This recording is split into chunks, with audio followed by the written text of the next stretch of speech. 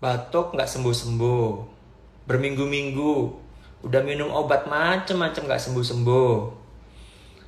Sembuh, masuk sekolah, sakit lagi, batuk lagi. Memang batuknya lama-lama sekarang ini ya, agak sedikit bandel. Karena apa? Karena kemungkinan besar adalah penyebabnya adalah virus. Dan kalau virus itu khas banget cirinya, gampang menular, ya kan? Dan sembuhnya lama, nggak ada obatnya virus itu, ya kan? Karena bukan antibiotik kalau virus, ya kan?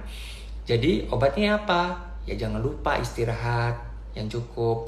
Vitamin tidak bisa menggantikan antibodi. Antibodi itu dibentuk dari makanan yang adekuat, lingkungan yang sehat, setelah istirahat yang cukup. Ya, vitamin boleh, tapi nggak boleh menggantikan semua itu gitu. Lingkungan, asap rokok, asap dapur, asap kendaraan, protokol kesehatan jangan lupa. Cuaca sekarang ini virus lagi berkembang biak dengan subur-suburnya. Ayo dijaga baik-baik, saling jaga. Komunikasi dengan pihak sekolah. Jangan sampai protokol kesehatannya kendor. Oke? Salam sehat.